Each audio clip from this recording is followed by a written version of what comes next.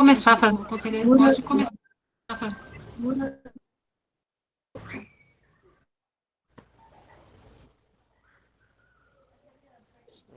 Boa noite a todos e a todas presentes na reunião.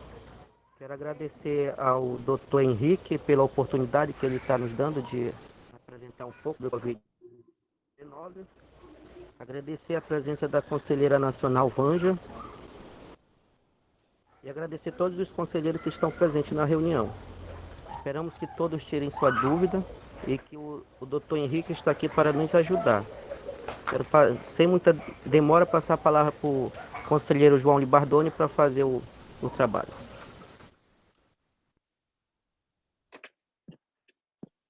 Bom, boa noite a todos e a todas.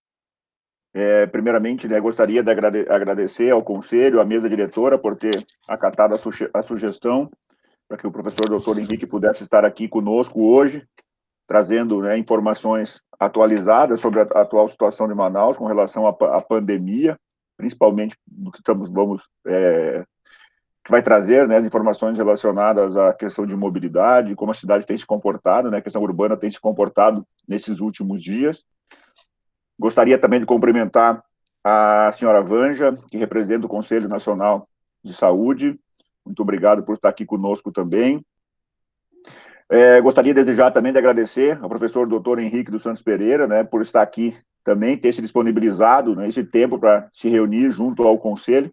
Tenho certeza, professor, que é uma grande satisfação e um privilégio nós podermos desfrutar desse momento com informações tão valiosas, até mesmo para que o Conselho possa tomar decisões ou orientar decisões frente ao Estado do Amazonas.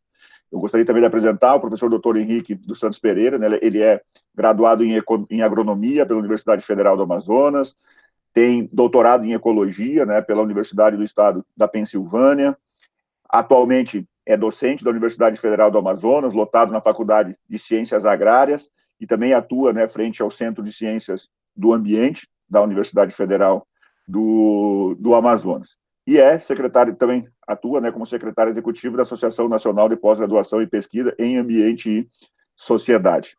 Então, professor, fique totalmente à vontade, para que possa fazer a sua explanação e as suas considerações, e o Conselho está aqui também à disposição, disponível a ouvir. Muito obrigado. Muito obrigado, senhores e senhoras conselheiros. É uma honra poder estar na reunião e compartilhar o trabalho. Talvez estejam preocupados aqui com o agrônomo, o cara que cuida de plantas e animais, tem a dizer sobre essa situação. Bom, eu queria dizer que eu vou me pautar, me basear no meu treinamento em ecologia, e tem sido isso que essa abordagem que tem guiado o trabalho meu e dos meus colegas. O projeto que eu coordeno é um projeto que monitora a Agenda 2030 nos 62 municípios do Amazonas, mas com o advento da pandemia, nós direcionamos toda a nossa capacidade de análise de dados e de comunicação para monitorar indicadores da pandemia.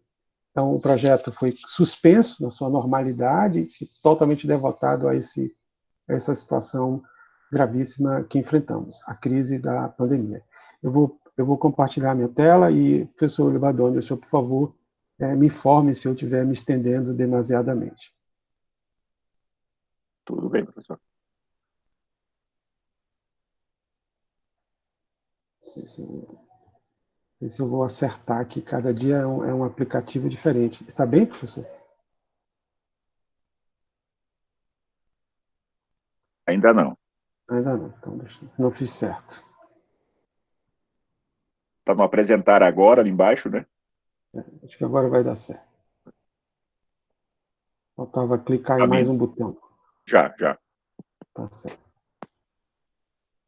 Então, eu vou me apresentar novamente, Henrique Santos Pereira, eu coordeno o projeto Atlas ODS Amazonas, e junto comigo estão o pós-doutorando Danilo Egli e o mestrando Bruno. Mas essa equipe recebe colaborações de vários outros pesquisadores da região e de fora do país. Essa é a curva de novos casos acumulados em Manaus, em azul, e em laranja do interior.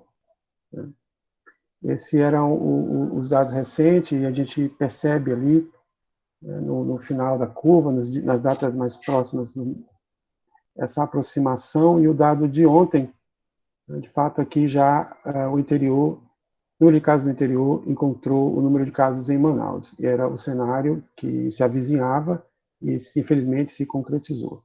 E como já foi dito na conversa paralela, informal, para o estado do Amazonas isso significa dizer que são cidades que não têm uma estrutura para atender os casos graves, os leitos de UTI, etc. E vai aumentar, está aumentando muito, imagino eu, não posso saber ainda, o número de transferência de pacientes, né, do interior para a capital. Essa é a curva de óbitos. A impressão que temos é que, por alguma razão, parece haver uma taxa de letalidade menor no interior do que as que foram observadas em Manaus. Mas isso ainda não paramos muito para pensar no significado desse número, mas a sensação inicial, né, a avaliação inicial é que, comparando a velocidade de progressão, difusão da doença na população das cidades do interior e a proporção de casos graves e falecimento, parece haver uma taxa diferente no interior. Não sabemos ainda se isso é uma interpretação equivocada do dado ou, de fato, isso é uma realidade. Nossa colega Natasha, professora Natasha, do Departamento de Geografia, nos ofereceu esse estudo, uma cartografia dinâmica da pandemia. A gente tem aqui, em semanas, 15 dias, Manaus, o epicentro da pandemia, a segunda quinzena, onde aparecem esses casos, essas novas sementes, né, da pandemia no estado, e a situação atual, apenas alguns municípios, 2 municípios, salvo engano, 2 ou 3 municípios ainda não registraram casos da doença. Então, isso nos chamou a atenção.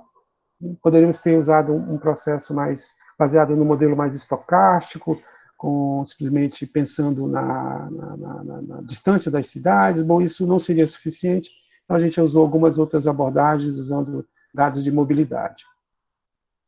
Onde se falou do pico, onde está o pico, quando vai ser, e quantos mortos, quantos casos. Bom, nós usamos um modelo muito simples, um modelo logístico, baseado na análise da série histórica, e esses dados indicam, né, que o pico, ou seja, a maior velocidade de novos casos por dia em Manaus, está se aproximando, e o de óbitos já teria passado. Segundo essa nossa simulação, o pico de óbitos em Manaus teria acontecido no dia 13, e até o dia 17 de junho seria esperado que 97% dessas ocorrências de falecimento teriam sido registradas. O modelo absolutamente carrega uma grande incerteza para o futuro, mas não para o passado. Então, se as coisas continuam como estão, se a pandemia segue o seu curso, como observado em outros países, seu ciclo de 60 dias, Manaus será a primeira cidade a mudar a fase da pandemia. Ou se já não é a primeira cidade a mudar de fase na pandemia. Esse dado ele é corroborado com os dados de sepultamento. Nós separamos única e exclusivamente os dados de sepultamento de cemitérios públicos de Manaus, porque é a série a que tivemos acesso para os dados de 2019, são os pontos em azul, cada dia, o número de sepultamentos em Manaus, e para a série atualizada de 2020. Então, desse 23 de abril, é aqui os 142 sepultamentos em cemitérios públicos de Manaus, e mais ou menos desde então, inclusive com os dados de ontem, uma tendência declinante. Esse dado ele circula e ele certamente tem sido uma informação que motiva as pessoas ou a voluntariamente se posicionarem contra a manutenção das medidas de isolamento, ou mesmo de forma intuitiva já retomar as suas atividades normais. Mas nós não ficamos só nos modelos epidemiológicos, nós queríamos entender os padrões de distribuição dessa pandemia, e um debate que existe muito forte na sociedade, e o olhar de outras regiões para a nossa região, tentando trazer os nossos já conhecidos indicadores socioeconômicos, tão já bem consagrados como fatores agravantes em doenças infectocontagiosas, por exemplo, como as de veiculação hídrica. Os senhores estão vendo aqui nesse gráfico da direita, cada município é um ponto, vermelho o número de casos, em amarelo, o número de óbitos, e um indicador que nós usamos para o desenvolvimento sustentável, que é a pobreza extrema. Não há relação entre o número de casos e o número de óbitos no interior e a quantidade de pessoas vivendo em extrema pobreza. Essa não é uma doença que possa ser explicada, uma pandemia pode ser explicada associada às condições econômicas, né, das famílias ou dos municípios. Muito embora, claro, outras dinâmicas socioeconômicas possam influenciar. Por outro lado, nós recorremos a uma análise inovadora, nós buscamos um processo que definisse o perfil ideológico da população. E aí nós encontramos uma correlação bastante alta e significativa com o número de votos nulos e o número de casos e mortes nos municípios do interior em relação ao segundo turno das eleições. O voto nulo, junto com votos brancos, as abstenções, são o que nós chamamos de alinhamento eleitoral.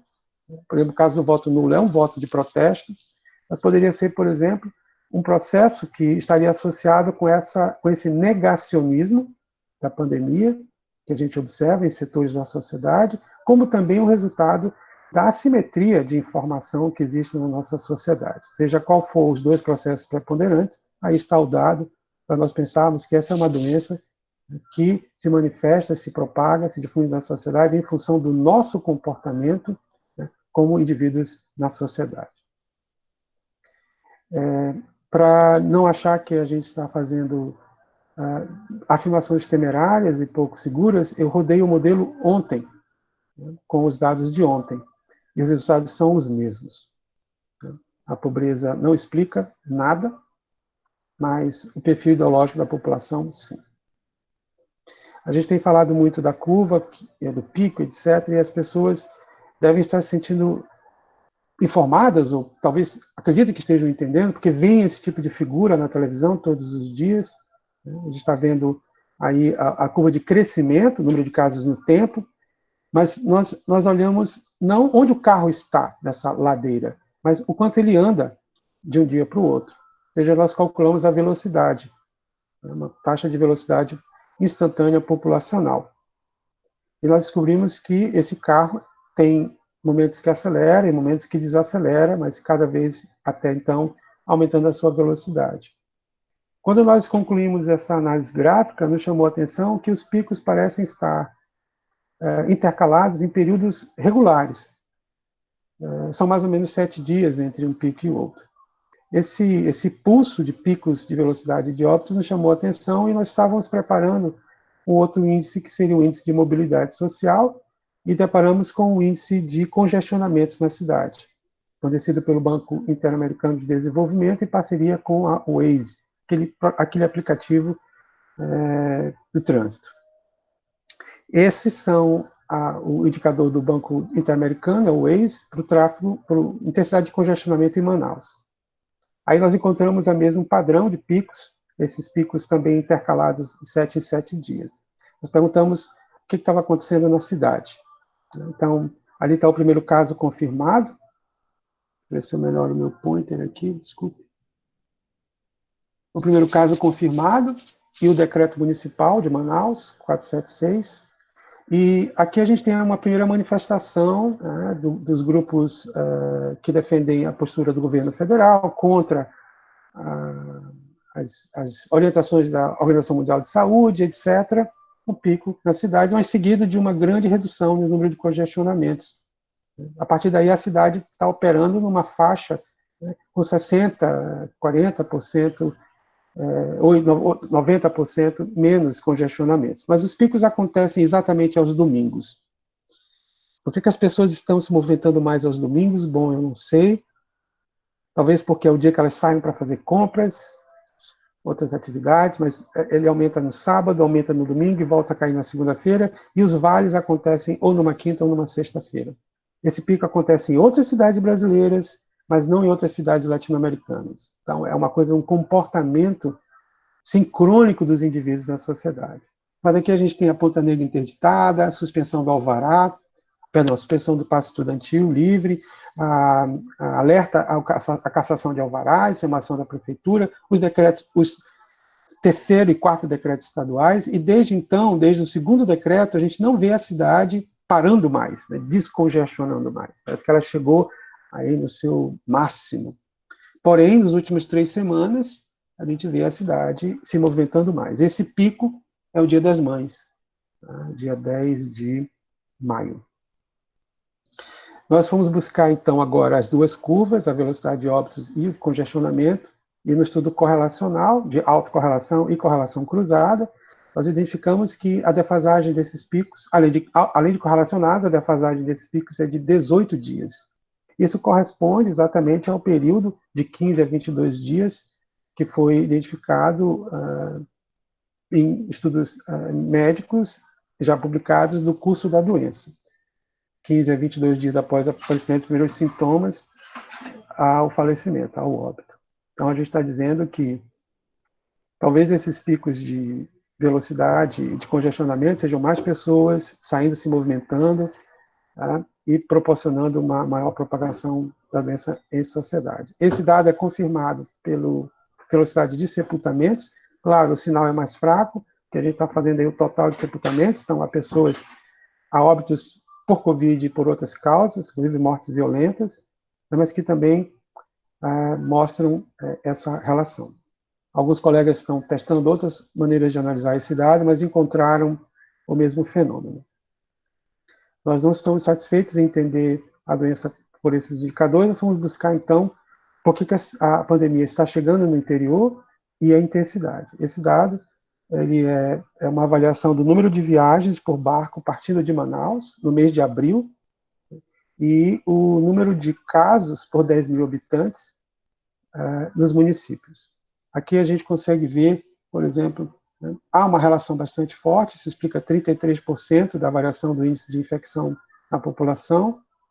E aqui está o caso que eu chamava a atenção, Santo Antônio do Içá, né, um município bastante distante de Manaus, tão distante quanto, por exemplo, não tão distante quanto, mas distante como São Paulo de Olivença, como Amaturá, como Itamaraty, como Atalaia do Norte, mas teve muito mais viagens no mês de abril para lá. Então, a gente imagina que isso esteja significando que mais pessoas, cada vez mais, o que um barco sai de Manaus em direção epicentro da epidemia no Amazonas para um município como esse, está levando pessoas contaminadas, portadoras do vírus, e que semeiam a pandemia, a doença nessas populações ainda virgens. Quanto mais viagens, mais pessoas, então essa velocidade também é maior. A gente fez isso também com indicadores de o tempo em que a doença se desenvolveu e o número de infecções e o tempo que a doença demorou para chegar no município. Bom, esse é um resumo dos indicadores que a gente já publicou, que nós já publicamos até agora. Eu queria só encerrar agradecendo e deixando registrado que esse projeto tem o apoio do Tribunal de Contas do Estado do Amazonas e da Coordenação de Aperfeiçoamento Pessoal Nível Superior, a CAPES. Muito obrigado.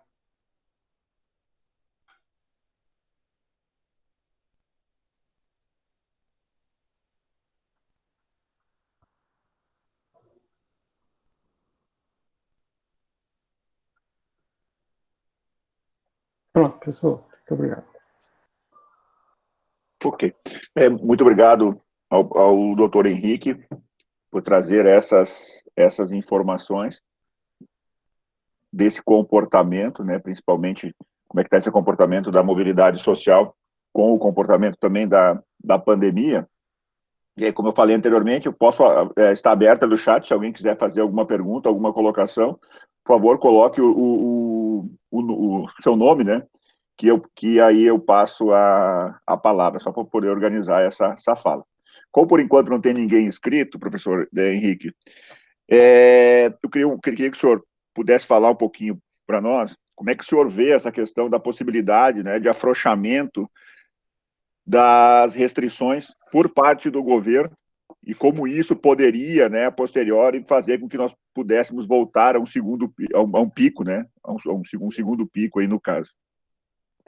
Professor Zibardoni, eu construí um entendimento, claro, dialogando com os colegas e olhando essas análises a todo dia, independentemente da possibilidade de um retorno, de um segundo ciclo da pandemia, nós estamos dizendo isso já há algum tempo, que a data de referência não pode ser aquela do famoso pico, porque ele mostra o momento mais grave, que é quando estão chegando mais pessoas estão morrendo mais pessoas. É um momento de se intensificar as medidas. Aliás, eu sou favorável a uma avaliação que diz que nós já perdemos a possibilidade, devíamos ter feito isso lá atrás.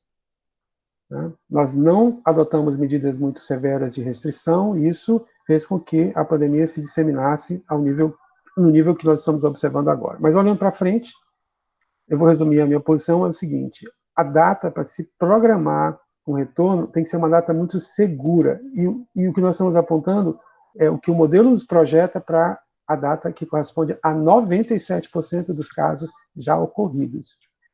Do ponto de vista epidemiológico, isso significaria mais ou menos, eu estou informado pelos meus colegas da área, como se a doença tivesse se dispersado já na população suscetível. Essa data não está muito distante, se o modelo não estiver completamente equivocado, mas ela certamente, né, é próxima à segunda quinzena de junho. Mas esse dado precisa, e ele é confirmado por nós todos os dias, quando nós podemos acrescentar a informação do dia anterior. Nos últimos 5 dias, o modelo não tem alterado a resposta para Manaus, com base no número de óbitos. Então, assim, eu me baseio numa questão que é principiológica do direito ambiental, que é o princípio da precaução. Então, diante da incerteza, né, a recomendação é adotar as medidas de não flexibilizar nesse momento. Essa é a minha opinião. Muito obrigado, professor Henrique. Temos mais pessoas inscritas aqui. Dona Alexandra, com a palavra. Obrigada. Professor, o senhor falou que a taxa de morte é menor no interior e não sabem exatamente o motivo, né? Mas existe alguma suspeita? Isso está ligado diretamente à alimentação, à condição de saneamento do interior, à forma com que lá não tem saneamento básico, mas a forma com que eles lidam com os resíduos? Alguma luz que possa, vamos procurar isso aqui, que é o que está nos indicando? Nós, antes de constatarmos, como eu disse, ainda eu não analisei o dado precisamente, mas antes disso, nós comparamos, eu não apresentei o dado, mas nós comparamos a taxa de letalidade, que seria o número de mortos por casos, e ela mostra uma correlação com a estrutura etária da população. Municípios que mostravam, por exemplo, que não haviam registrados óbitos ainda, eram populações mais jovens. E esse dado foi testado estatisticamente e a relação se mantém. O índice de letalidade na população é proporcional ao número de pessoas maior do que 60 anos. Isso era esperado, doutora, porque, sabidamente, pessoas maior de 60 anos estão no grupo de risco. Outras características das populações, então, nesse momento, a hipótese que eu posso levantar é que são populações mais jovens, portanto, com menor proporção de grupos de risco. É o que eu tenho analisado até o momento e não tenho outra hipótese a apresentar. Obrigada. Muito obrigado, professor Henrique, dona Alexandra. Gostaria de passar a palavra agora para a conselheira Luana.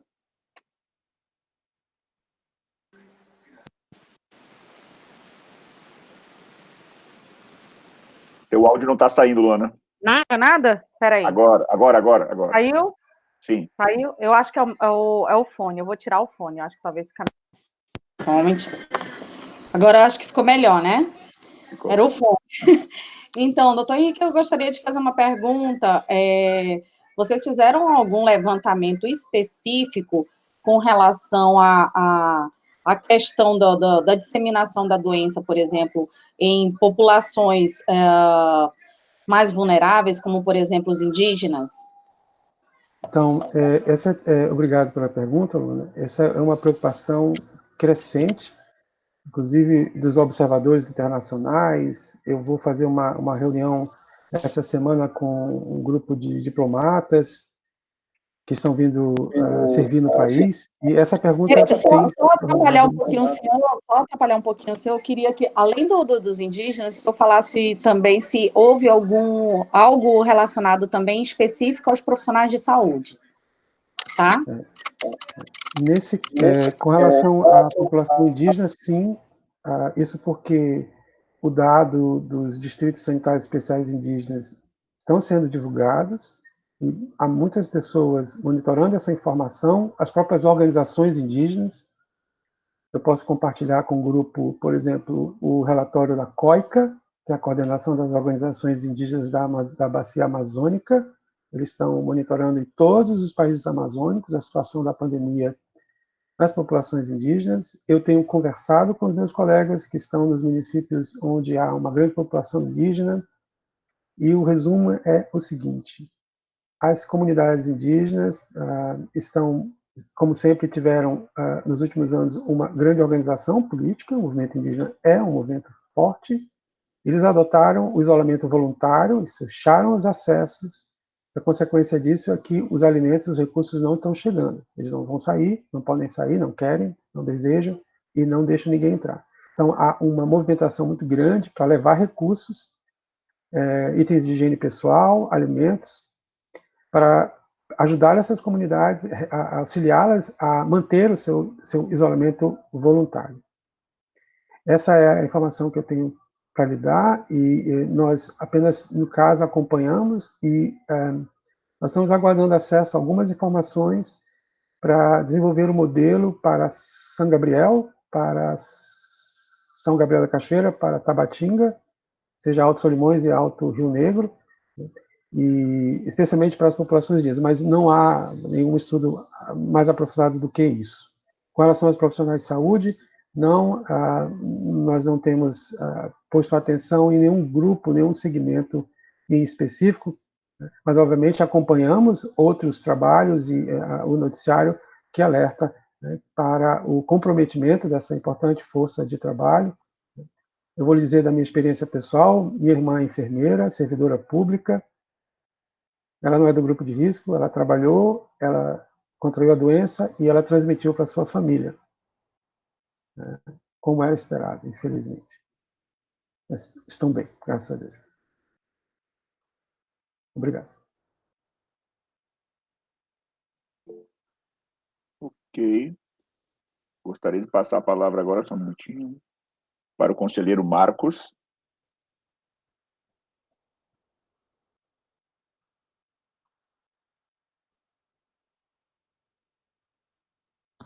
Tá sem som, Marcos. Teu som está cortado. Boa noite, doutor. Desculpa, perdão a todos aí. Eu perdi algumas falas e eu não sei se cabe nesse momento essa certa pergunta que eu vou fazer. Se não tiver resposta também não tem problema, porque isso aqui é um debate de muito esclarecimento que é importante para nós, né, na ponta. Mas sobre o afrouxamento, eu estou com algumas dúvidas. Eu não sei quantas pessoas do nosso grupo aqui nesse momento presente, não sei se alguns podem testemunhar, que existem comércios e comércios. Existem comércios que, quando você entra, só falta o cara esterilizar suas partes, assim, toda a sua parte ele é esterilizada, né? O modo, assim, de exaltar certos atendimentos.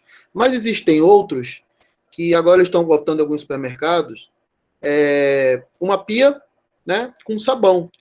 E a gente sabe que tem pessoas educadas e tem pessoas que não estão nem aí, não estão... E essas mesmas pessoas vão pegar esses produtos que eu ou você vamos lá passar, pegar, e por acaso corremos esse risco de pegar. Essa é uma pergunta, se há alguma regra para esse afrouxamento, né? Se há também uma fiscalização prevista, ou alguma orientação de todo esse estudo, ou para o governo, ou para as secretarias de saúde, de que forma, porque a gente pode ver agora recentemente essa nova determinação sobre medicamentos do governo federal. Segundo está publicado por ele, existe apoio de vários conselhos, né? Mas isso é uma coisa que ele publicou, e depois os conselhos começam a dizer, não, eu não orientei, não falei. Então, assim, se há uma orientação de todos esses estudos sobre a questão desse afrouxamento, né, de que forma deveria ocorrer. E se há alguma suspeita de algum novo vírus na cidade, olha o que está acontecendo já, pelo menos chegou aqui na Zona Oeste, em alguns resultados clínicos, né? Que se há alguma suspeita de algum vírus parecido com o Covid-19.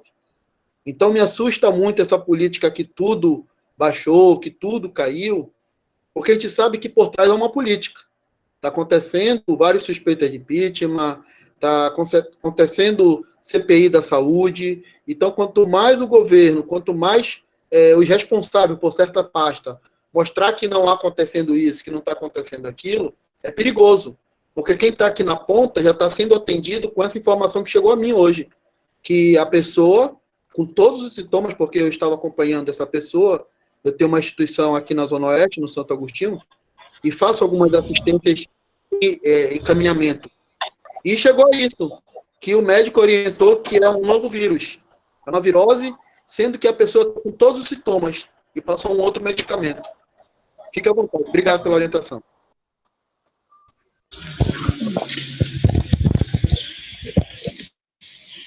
Oi, sou eu agora, né? Tá dando para escutar, gente? Tá dando para escutar? Tá, né? Tá bom, obrigada. Professor, é o seguinte, eu me detive em uma das afirmações que você fez ainda agora há pouco, que foi, o contágio, ele depende do comportamento, ele se vale do comportamento das pessoas, e não tem a ver com a condição social, né? E aí, então, baseado nisso, eu posso pensar que, se as pessoas não sabem se comportar, tem que ter um instrumento mais forte e mais severo, digamos assim, que possa fazer com que as pessoas, em Manaus, por exemplo, né, levem isso adiante, levem a sério, né? Então, não seria necessário, nesse momento, em que, inclusive, o vírus caminha em direção do interior do estado e que, hoje, inclusive, eu acompanhei pela TV, o alto índice que o interior já ultrapassou a capital, não seria interessante decretar aí no Amazonas o lockdown? Né? Essa é uma pergunta. E a outra é, se a condição social, ela nos leva a ter determinados tipos de comportamento, né? Eu não quero pensar, por exemplo, como o presidente da República pensa, dizendo assim, olha, a violência contra a mulher, ela é causada não pelo machismo estrutural, né, ou cultural, mas ela depende do comportamento dos homens. Então, os homens têm que aprender a se comportar.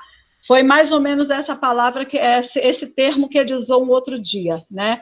E aí, eu volto a essa questão da condição social que leva a ter determinados tipos de comportamento, professor, e aí eu me pego pensando no auxílio emergencial, por exemplo, que não chegou às mãos de muitas famílias e de muitas mães também que são chefes de família e de pais que são chefes de família, né? Então, não tem o que comer, aí tem que sair para poder buscar o que trazer para dentro de casa, e às vezes o dinheiro, ele não aparece no final do mês para o mês inteiro, então aquela pessoa tem que sair, né, todos os dias também para prover o seu sustento e o da sua família.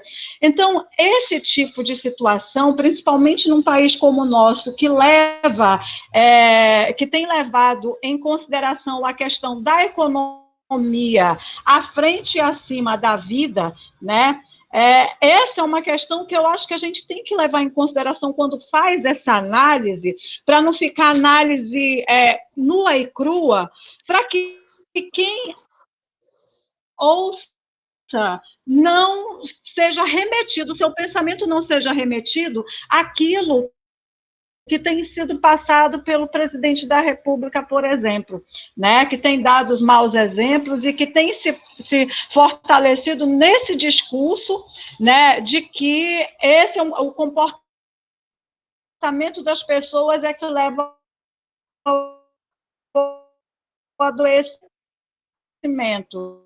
Enquanto a gente sabe que saúde é muito mais do que simplesmente tratar do adoecimento. É mais amplo,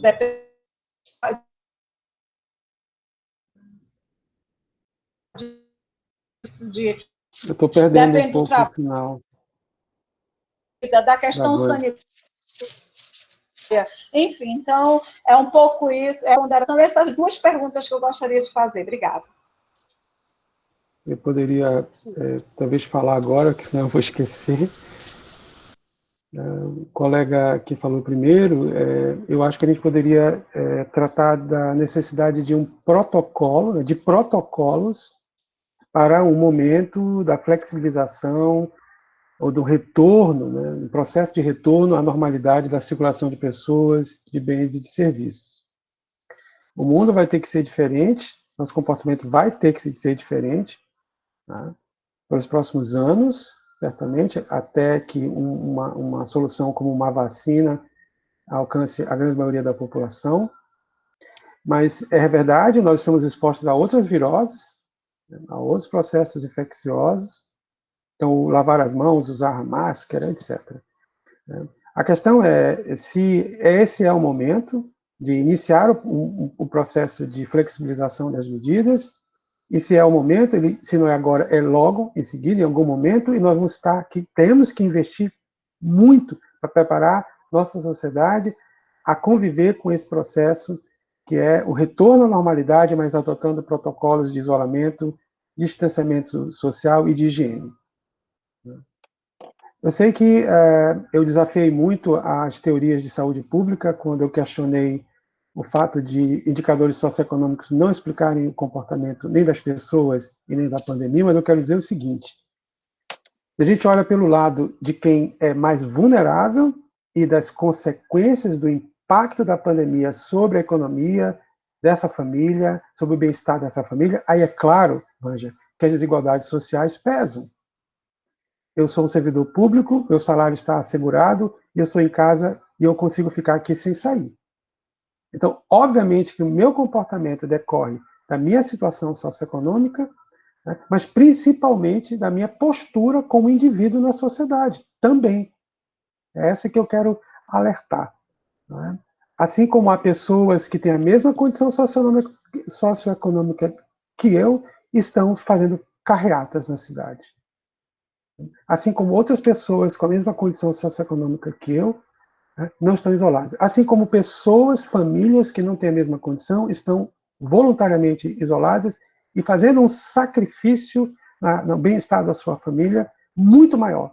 Então, é isso. Eu acho que a gente tem que agradecer e enaltecer a postura, o comportamento dessas famílias aqui na nossa cidade. Obrigado por terem se isolado. E o problema da mensagem "fica em casa", ela não é suficiente, nem para qualquer classe social. Eu tenho colegas com PhD que pensaram que ficando em casa, mas não se isolando, estavam protegidos e foram contaminados. Mas veja bem, de novo, eu acho que o que pesa no nosso país é a assimetria de informações, ter acesso a informações. Quantas pessoas entendem o que é um vírus, como ele se propaga na sociedade, na população? Nossa ideia. Né? Então, o que eu quis dizer foi isso.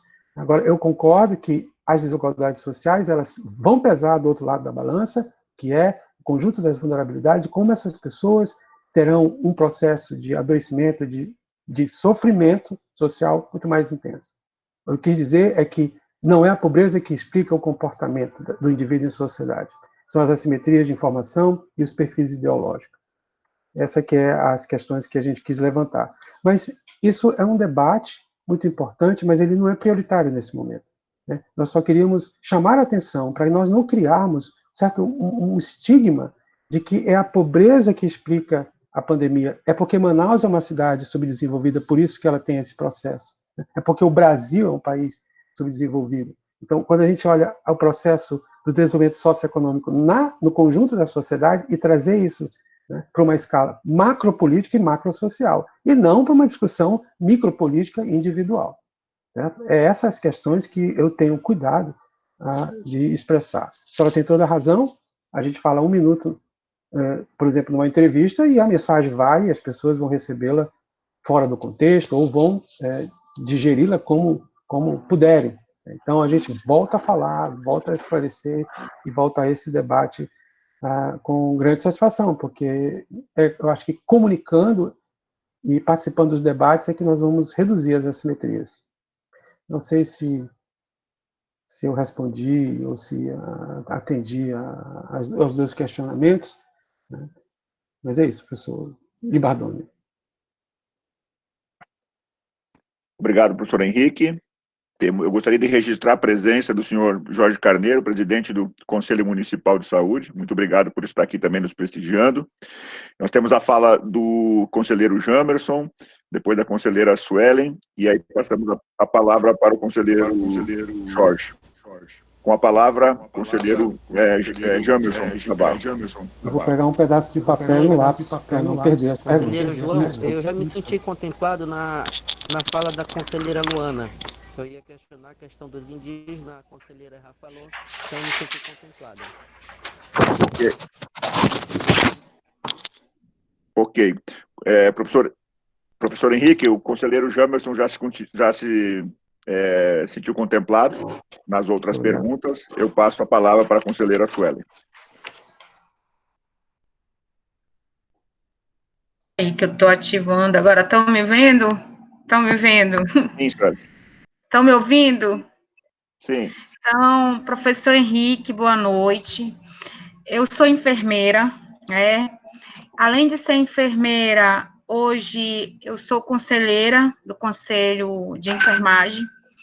E nós estamos, desde o início dessa pandemia, fiscalizando, procurando as instituições para observarmos essa questão dos EPIs, né, os protocolos que foram adotados pelo Ministério da Saúde, as divergências que existem sobre a adesão ou a escolha de uma determinada medicação, porque quem estuda virologia sabe que vírus é muito inespecífico a questão do tratamento.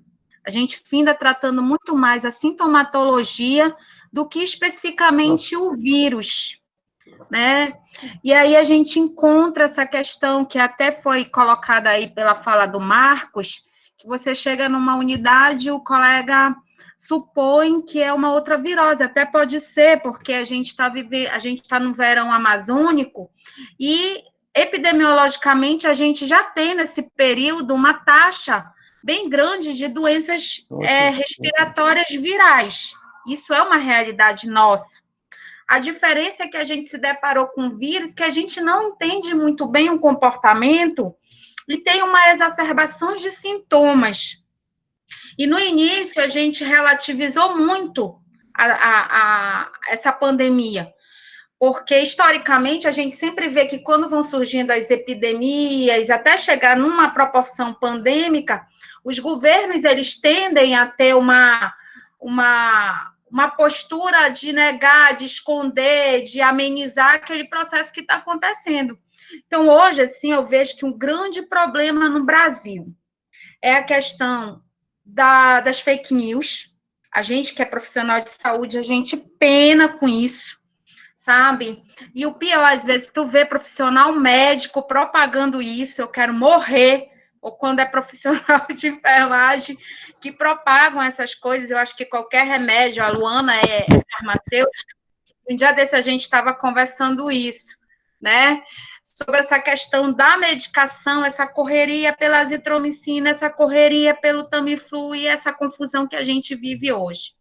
Outro grande problema, como o senhor falou, a simetria das informações é outro problema, sabe? Que a gente informa, mas depende de como esse indivíduo assimila aquilo que foi informado, né? Então, a gente é um dificultador, né, dessa informação, de como essa informação ela chega, né?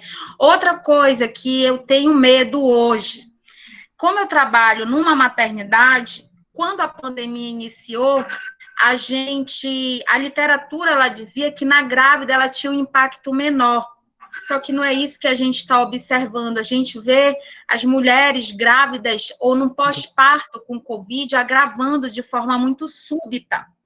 Outra coisa que eu estou apavorada são com os nossos RNs quando vão para suas residências.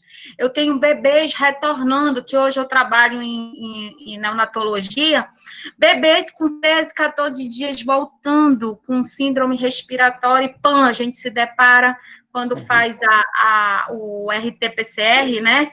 É Covid. Então, assim, eu não sei, né? Eu tenho muito medo desse segundo boom que talvez a gente vai enfrentar nos próximos meses, né? E o interior é outra situação extremamente preocupante, porque nós não temos estrutura nem profissionais para atender essa demanda. Aqui em Manaus, na capital, já está difícil.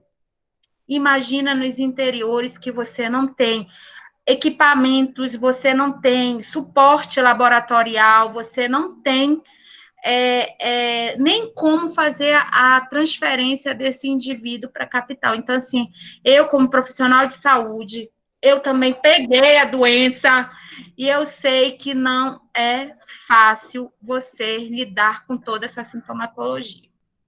Ok? Acho que é isso. Algumas indagações, assim, como que é da profissão, né? É muito importante ouvir a senhora dando o seu depoimento aqui, compartilhando com o conselho e, no caso, comigo. E creio que concordamos em vários aspectos, se não em todos. Eu destacaria dois eixos na sua fala, né? Pouco conhecimento sobre uma doença nova, e é um grande desafio para a saúde, né?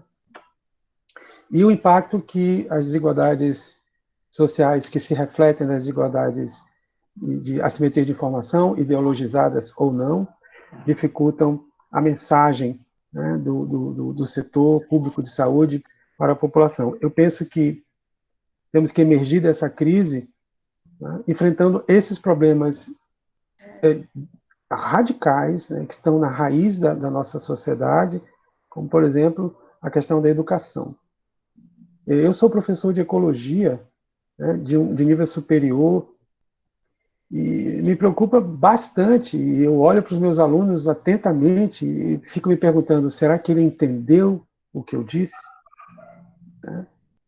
E eles nem dizem nada, mas na hora que eu peço o retorno, está lá. Não entenderam.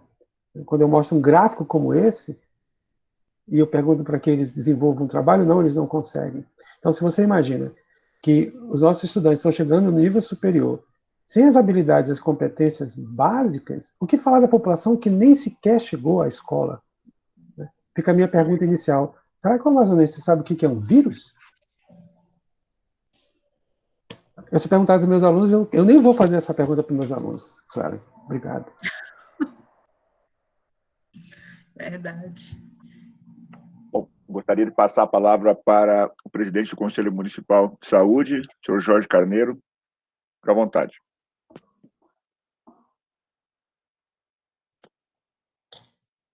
Não, nós estamos te escutando.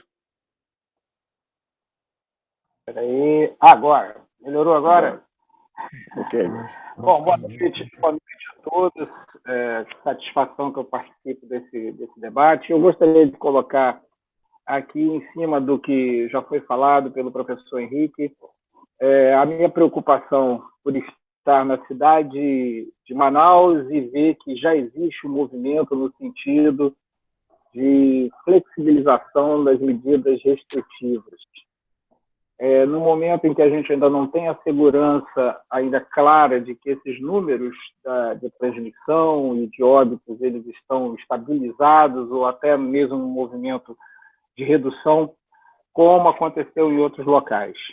Então, muito me preocupa isso, porque ao longo de todo esse processo, ao longo de toda a pandemia, a gente percebeu uma resistência muito grande de boa parte da população em aderir às medidas restritivas. A gente percebeu uma dificuldade muito grande da articulação entre as várias esferas de poder, no sentido de tomar providências para que as medidas restritivas estabelecidas na forma da lei fossem efetivamente cumpridas. A gente percebe claramente a dificuldade de entendimento, muitas vezes, da população, e aqui eu não estou transferindo a responsabilidade para o povo, porque se eles não têm conhecimento é porque alguém está falhando nesse processo de comunicação, como foi colocado. Mas o fato é que a gente percebe o desconhecimento do risco, a negação do risco e até mesmo o desafio ao risco. Então, são três situações que a gente percebe. Quando a gente vê o desconhecimento, a gente sabe que pode levar à informação. Mas os outros dois casos, que envolvem a negação e até mesmo o desafio, fica muito mais difícil, porque tem gente que tem acesso à informação e, como foi colocado pelo professor, mesmo assim faz pouco caso, ou então sabe que vai ter acesso ao tratamento, ou acredita que vai ter acesso a um tratamento, e mesmo assim se nega. A questão que eu gostaria de colocar para todos os conselheiros aqui é que, no caso seja decidido realmente pela flexibilização, como é que nós, enquanto controladores sociais, podemos nos posicionar e podemos efetivamente fazer alguma coisa no sentido de que as medidas que forem discutidas e precisam ser muito bem discutidas, né? A gente já tem exemplos em alguns países que estabeleceram regras e, à medida que elas foram colocadas em prática, viram que não deram tão certo, com novas ondas de contágio, novas ondas de óbito, mas como é que nós, controladores sociais, podemos fazer para que efetivamente pelo menos essas medidas sejam colocadas em prática? Eu sou servidor da saúde e trabalho na vigilância sanitária, um órgão fiscalizador e que, em alguns casos, foi até atribuída a responsabilidade de fazer esse controle. Mas como é que um órgão de vigilância sanitária tem 60 servidores para controlar 2 milhões de habitantes? Então, muitas vezes, a gente percebia que a falta de articulação, por exemplo, com a Secretaria de Segurança, que tem uma possibilidade muito maior de fazer, principalmente o trabalho ostensivo, ela dificultava sobremaneira o cumprimento dessas medidas. Então, eu acho que ou a gente leva isso para um campo de discussão muito mais transversal, onde a saúde não fique com toda a responsabilidade, mas que a gente chame os outros setores efetivamente para participar, ou então a gente vai perder essa guerra, ou então realmente, infelizmente, os números vão ser muito piores do que em outros países, como está, infelizmente, se transformando em realidade. Eu queria colocar essa angústia, colocar esse questionamento, para que a gente possa tentar chegar, através de uma discussão aí, em um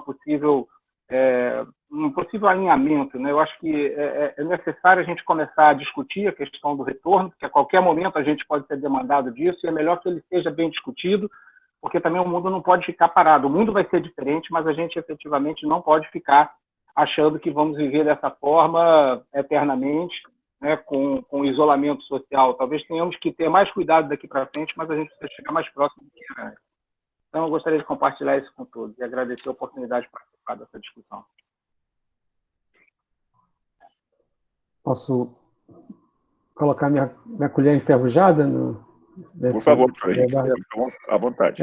Acho que o conselheiro Jorge trouxe um assunto que me escapou nas falas anteriores, que é se as medidas de isolamento e distanciamento social têm que ser acompanhadas de processos coercitivos, né, da fiscalização, da multa, etc. E isso me faz trazer para o nosso debate uma questão maior na sociedade. Nesse momento, nós enfrentamos um debate em sociedade sobre um pensamento mais de um Estado liberal, né, onde não há uma interferência do Estado na vida do cidadão, da vida das pessoas, né, e uma postura mais de um Estado do bem-estar social, né, que assegura um sistema único de saúde, etc., etc. Então, se a gente enfrenta uma pandemia apelando para um sentimento ou valores morais da população, então, fique em casa, e tudo bem, mas não deu certo, senhores conselheiros. Não foi suficiente, não é suficiente. Eu não quero parecer aqui uma pessoa que olha para a sociedade como se não fosse parte dela. Eu vou me usar como exemplo. Eu sou um ex-fumante. O que me fez abandonar o vício, né, foi o fato de eu ser cercado, né, por medidas restritivas para poder lidar com o meu organismo e superar a dependência química.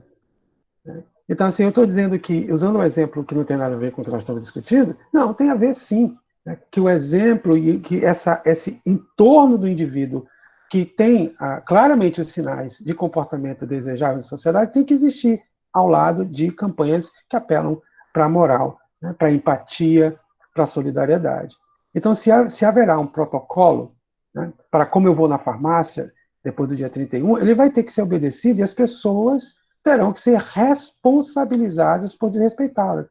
Porque a gente está falando de um momento que eu não posso alegar meu direito de ir e vir, como a gente tem escutado por aí, tem visto por aí, formando opiniões até nos mais altos escalões.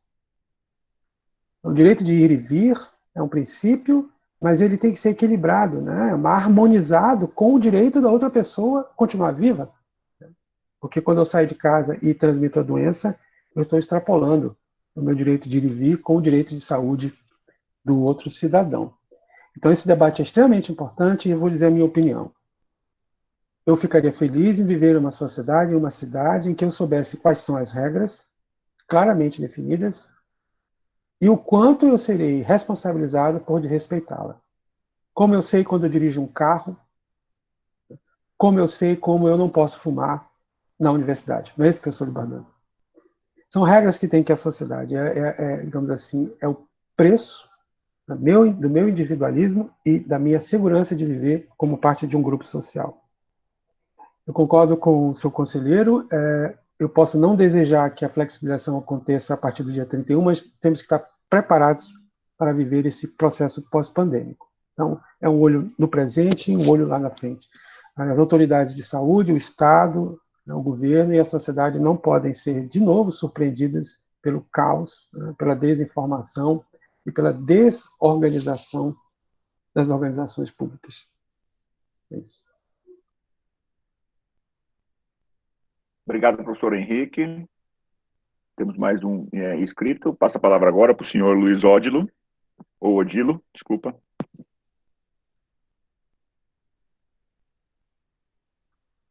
Boa noite, estão me ouvindo?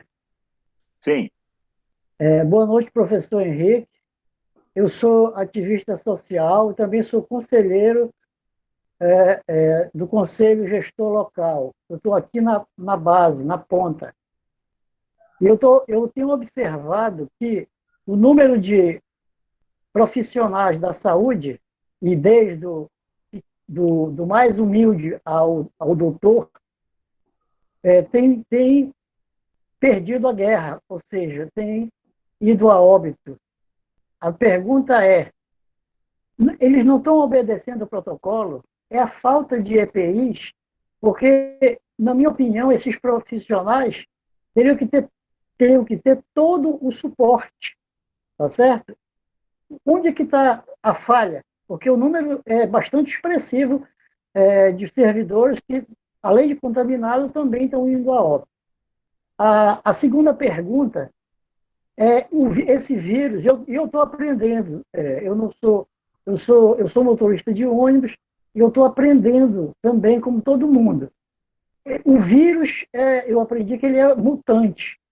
A pergunta é, ele pode voltar o ano que vem? E aí a gente não tem que se preparar para uma nova pandemia? Essa é a minha pergunta, ok? São Luís, eu vou responder, quer dizer, eu vou contribuir reagindo às suas provocações, mas eu creio que o Conselho tem pessoas até muito mais preparadas para lhe responder. Que bom que o senhor é conselheiro, que o senhor dirige os ônibus na nossa cidade. Eu gostaria de estar no ônibus com o senhor dirigindo. Muito obrigado. O senhor está corretíssimo, né, ao questionar o adoecimento e o falecimento dos profissionais de saúde, porque são pessoas extremamente informadas e deveriam estar protegidas. Eu vou lhe dizer que eu penso que isso tem a ver com a natureza desse tipo de doença, né, por causa da grande capacidade de contágio que esse vírus tem, em boa parte é isso, né? Então, um descuido, uma falha no processo de uso e de proteção ali pode propiciar a infecção, né? E pessoas que desenvolveram as formas graves da doença eram mais suscetíveis. Basta um pequeno contato com o causador da doença e pronto, a doença pode se estabelecer. E se eu não tenho a imunidade, as defesas do meu organismo, eu vou ficar doente. Em parte é assim que eu vejo, né? Como eu vi o caso da minha irmã, que tem consciência, que tem treinamento, ainda assim se contaminou. De ser um vírus mutante, né? As mutações acontecem na natureza em maior taxa com esses organismos que se reproduzem muito rapidamente. Por isso que eles chamam, os médicos estão dizendo, né, os cientistas, de um novo coronavírus. Ele é um coronavírus que se modificou. Mas isso aconteceu há muito tempo atrás, né, e a grande maioria das mutações, elas não trazem vantagens para os organismos. Mas a gente está falando nós estamos vivendo nesse planeta há muitos milhares de anos, a nossa espécie está vivendo há muitos milhares de anos. E apareceu um inimigo novo, e nós não estávamos preparados, um inimigo natural, um vírus. O senhor tem toda a razão, as pandemias já aconteceram, as doenças causadas em grande parte da população do mundo já aconteceu. Eu converso isso muito com a minha família, como foi as pandemias na Europa, e como a minha avó sobreviveu, porque minha bisavó escondeu ela no armário, para ela não ser levada e morrer no hospital. Então, o problema é que parece que a geração que está hoje aqui conosco, vivendo na nossa cidade, não tem essa memória, não aprendeu. Então, quem sabe, sendo um cidadão vivo hoje, morando em Manaus, numa cidade pandêmica, eu possa transmitir para as próximas gerações como se comportar e como enfrentar futuras pandemias. Se elas vão acontecer o ano que vem, ou elas vão voltar ainda esse mês, eu não sei a resposta. Eu divido aqui as suas preocupações com os colegas do Conselho. Obrigado. Obrigado, professor Henrique. Passo a palavra para o senhor Jorge Carneiro. Ok, pronto, liguei. Apanhando um pouquinho aqui, que eu não estou acostumado a usar o Meet, eu uso normalmente outro aplicativo é o Zoom, né, que eu uso, não é o Meet, mas é por isso que eu estou apanhando aqui, que eu perco às vezes o local para ligar o microfone. Eu gostaria de trazer para a discussão aqui também uma outra situação que diz respeito especificamente à área da saúde. Sim, antes de trazer essa daí, é apenas complementar o que o professor colocou. A gente sabe, estudando as pandemias anteriores, as situações epidêmicas e pandêmicas anteriores, a gente sabe que o limite entre a liberdade e as medidas bem mais enérgicas, né, para controle da pandemia, das pandemias é muito próximo, né? Na verdade, você precisa usar medidas enérgicas. E basta ver, a gente até tem exemplos, até na própria cultura cinematográfica, toda vez que se fala em pandemia, a gente sempre vê as forças, até, inclusive a atuação das Forças Armadas para controlar o povo, fazer de forma com que as medidas sejam adotadas e cumpridas pela população, né? Precisa, muitas vezes, de força, porque tanto falta a educação, como às vezes há essa falta de percepção aí com relação à disciplina para que as coisas possam acontecer. Não estou aqui defendendo de maneira nenhuma intervenção militar, não, mas que a gente precisa ter força e precisa fazer com que os decretos sejam cumpridos, que eles não são criados sem um motivo para isso. Então, eu concordo plenamente que a gente precisa da coerção. Agora, o limite entre a coerção e a aplicabilidade é que é complicado, né? Porque você não tem como prender as pessoas, a multa administrativa também ela é complicada, principalmente numa população que já vem com dificuldades financeiras e com a tendência da crise econômica se agravar mais ainda. Então, muitas vezes essas medidas coercitivas elas ficam dificultadas. Tem uma decisão judicial na nossa cidade, né, que foi favorável à reabertura de um salão de beleza. Pois é. Então assim, e assim, eu acho que as pessoas têm o direito de morrer bonitas, tudo bem, na boa. E ainda mais, é mais grave, professor, que ainda passou por cima de uma decisão do Supremo Tribunal Federal, que atribuía ao Estado e aos municípios, aos governos estaduais e municipais, a definição das atividades que são essenciais.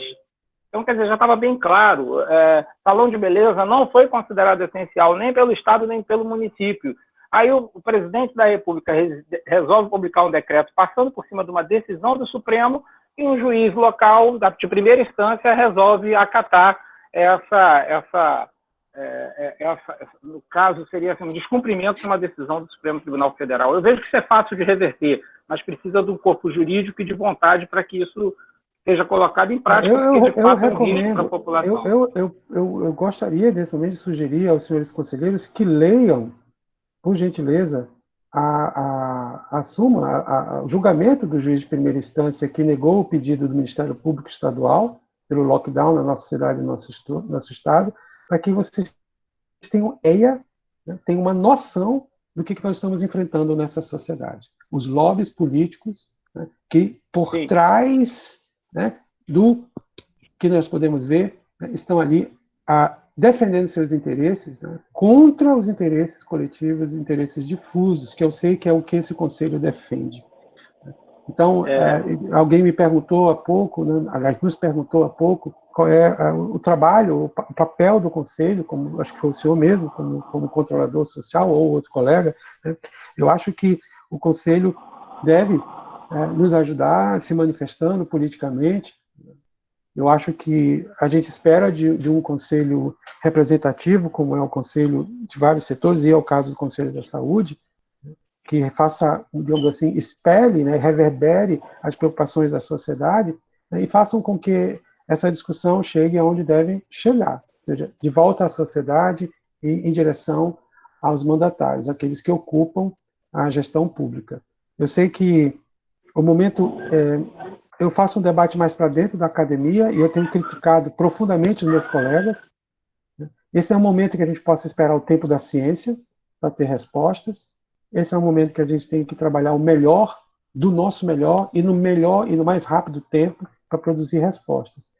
Então, eu faço votos que o Conselho encaminhe, né, algo que possa, digamos assim, repercutir em sociedade com um posicionamento que eu diria harmoniza, né, esses interesses, e eu sempre creio que é possível uma saída, uma negociação, né, dos interesses em conflitos na sociedade. Perfeito.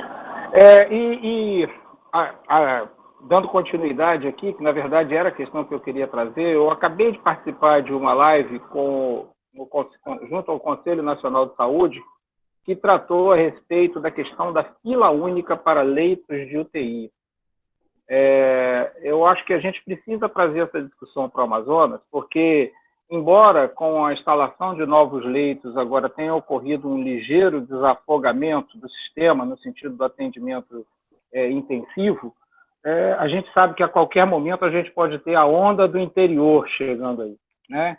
E aí, com a onda do interior, os pacientes que foram transferidos das cidades do interior para a capital, que é onde tem efetivamente os leitos de UTI, a gente pode ter novamente uma situação de sobrecarga em muito pouco tempo. E as pessoas, inclusive, já pela mídia, já divulgaram, inclusive, situações aí de pacientes ficarem esperando até 6 dias para poderem ser transferidos para Manaus, né? Do interior que não conseguiram ser transferidos para Manaus. E hoje o que está se discutindo no Conselho Nacional com relação à ampliação de leitos é também a situação da fila única. Para os conselheiros que talvez não saibam do que se trata, seria o que foi adotado, por exemplo, em outros países, inclusive não tem nenhum viés ideológico isso está previsto na Constituição, é que em momentos de emergência em saúde pública como o que nós estamos vivendo, o sistema de saúde ele pode lançar a mão, inclusive, dos leitos particulares. Pode fazer isso de 2 formas, através da contratualização, o que eu não vejo muita vantagem, ou então simplesmente passando a administrar diretamente esses leitos, né? E aí depois fazendo a remuneração justa para a iniciativa privada. Então, acho que a gente precisa trazer essa discussão, eu gostaria de levantar isso junto aos conselheiros estaduais, foge um pouco do âmbito do Conselho Municipal de Saúde de Manaus, porque nós não temos leitos de UTI na nossa rede, o que tem de leito de UTI está dentro do hospital de campanha, mas eu acho que é uma questão que envolve a todos nós, enquanto cidadãos aqui do Amazonas. Então, um alerta aí para que a gente também incorpore nas nossas discussões a questão da fila única, ver se é vantajosa ou não para nós, ou se não for vantajosa nesse momento, se houver necessidade, que a gente batalhe junto à gestão para que essa fila única seja adotada. Muito obrigado, conselheiro Jorge, presidente, né, do Conselho Municipal de Saúde, Jorge. Passo a palavra agora para Suelen. Voltar aqui. Oi, estão me ouvindo? Estão me vendo. Assim, só pegando um pouco do gancho da questão dos EPIs, eu acho que nenhum lugar do Brasil estava preparado para a pandemia. Essa é a realidade. E mesmo independente de qualquer condições que a gente sempre vivenciou, a gente sempre prestou o nosso atendimento. Uma coisa que eu sempre discuti nas reuniões, né, no âmbito do Conselho de Enfermagem, é que a pandemia só trouxe à tona as diversas problemáticas que a gente tem, sempre conviveu, além da questão da educação, de saneamento, da precarização da saúde que já vem vindo de anos. Então, isso é uma realidade. A gente sempre improvisou, os capotes sempre foram uma porcaria, entendeu? Luvas da pior qualidade, máscara da pior qualidade. Só que o profissional de enfermagem, de medicina, e que estão lá mesmo, na beira do leito, a gente nunca deixou de assistir o paciente. Essa é a verdade. E aí trouxe à tona todos esses nossos problemas de EPIs inadequados, de leitos de UTIs mal equipados ou insuficientes, né, da aglomeração de pacientes em corredores, né? Então, isso sempre foi uma realidade que nós vivenciamos, só que pela forma como a gente foi amontoando o cadáver, aí isso foi chocante, porque a gente nunca viveu isso, sabe? De você ter que fazer fila, sabe? De quem morreu. Como no plantão, teve um plantão de 24 horas, que hoje eu estava conversando com um colega nessas visitas, foram 28 óbitos em 24 horas de plantão. Quem trabalha nesse front, gente, é tu pirar de verdade. Hoje, para te fazer a transferência, tu faz através de um sistema integrado, que o fato de tu colocar lá que o paciente está X ou Y não é garantia que tu vai transferir. Então, eu acho assim que hoje, né, com esse olhar do professor, com vários olhares, né, sobre a saúde do Brasil, eu acho que a gente tem que tentar se mobilizar ao ponto de forçar os nossos governantes a esquecer os seus lobbies políticos e voltar o seu olhar realmente para a coletividade, sabe? Então, assim, tem coisas que a gente vai ter que repensar o nosso papel dentro dessa sociedade. As doenças aí sempre existiram e existirão, né? Mas a gente vai ter que se organizar ao ponto de saber lidar com isso. E que a maioria dos países não souberam. E a gente ainda tem um agravante no Brasil, que desde o início dessa doença, ela foi relativizada. Isso, para mim, é a pior coisa. Sabe? Dizer assim, ai, não é nada, é uma gripezinha, e daí, sabe? E as pessoas vão incorporando isso dentro das suas atitudes.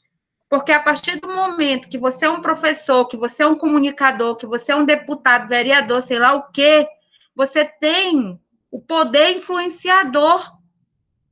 Então, esses nossos governantes que tomam essa postura, gente, eles só agravam ainda mais a adesão, entendeu? Da quarentena, do isolamento social. Eu tive Covid, eu falo sempre isso. Eu passei 20 dias isolada. Ninguém da minha casa pegou a doença. Porque eu fiquei dentro desse quarto aqui que eu estou e só deixava comida aqui, que nem presidiária, né?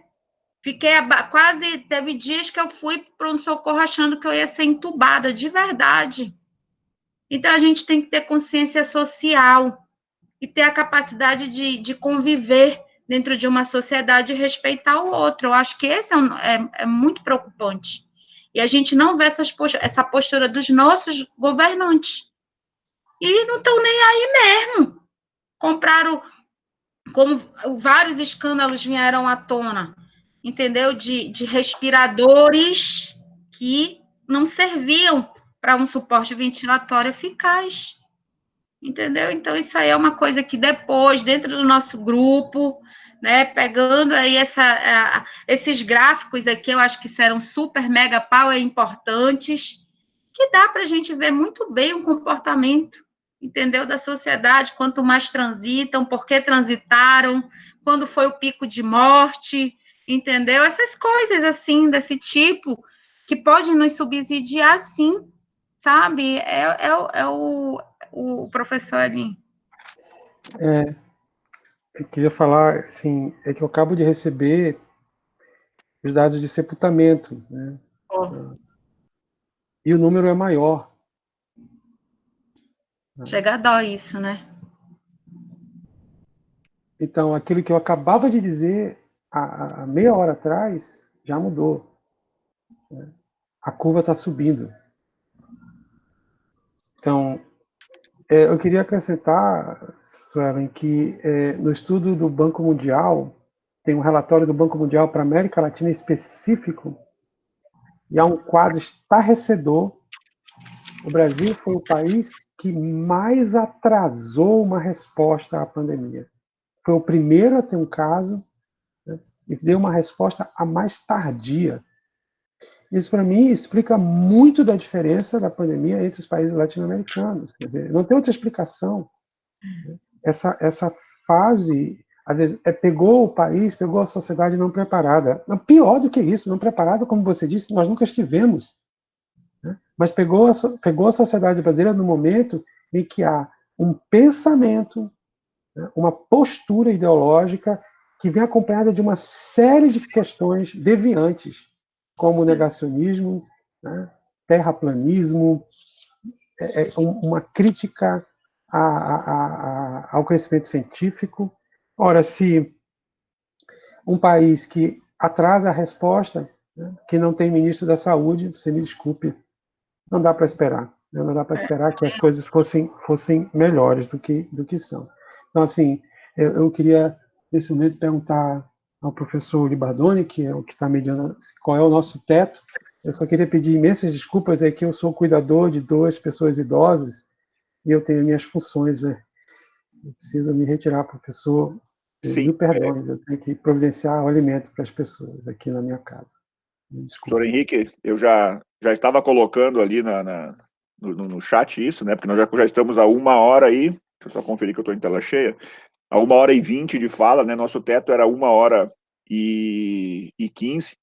E aí eu consulto os conselheiros que estão, na verdade, né? Como teria mais duas falas, nós podemos, no momento posterior, né, repassar essas falas para o professor Henrique em função da sua necessidade, né, de ter que desligar agora. E nós também, professor, podemos, no próximo momento, né, propor novas falas com os dados que venham surgindo, né, durante esse período. Eu consulto os conselheiros se nós podemos... Professor Libardoni, eu me comprometo a passar o boletim para o senhor. Né? Sim. E o senhor, por favor, esteja à vontade para compartilhar com os senhores e as senhoras conselheiros. Tudo bem, professor, tudo bem. Então, pessoal, em questão da necessidade, né, eu gostaria de agradecer ao professor Henrique por estar conosco aqui nesse momento. Professor, tenha certeza que é extremamente valiosa as suas contribuições, e eu acho que ambos os conselhos podem também se basear nessas informações, ou ter isso como chão, para que nós possamos pensar aí em futuras proposições. Acho que é fundamental. Então, gostaria de agradecer ao senhor, né, agradecer também novamente à mesa diretora por ter possibilitado esse momento, o Conselho Estadual de Saúde também, né, agradece. Queria passar a palavra rapidinho para o conselheiro Navarro, para que possa fazer o agradecimento em nome da mesa diretora e do Conselho.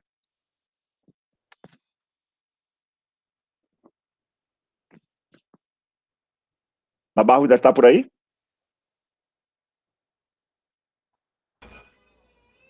Boa noite a todos e a todas. Quero agradecer ao Dr. Henrique pela oportunidade de nos esclarecer um pouco sobre a pandemia. Agradecer a presença do Jorge, presidente do Conselho Municipal. Na pessoa do companheiro Odílio, agradeço todos os convidados que participaram. Agradeço aí a dona Alexandra, que está à frente da secretaria, que preparou esse momento para a gente. E agradeço a todos os conselheiros pela presença na reunião. Muito obrigado a todos. Ok, então. Acho que damos como encerrado, né, professor? Muito boa noite e obrigado pela oportunidade.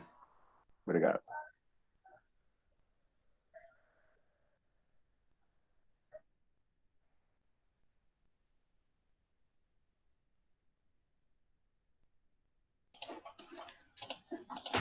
Conselheiro Libardoni, a gente pode falar aqui.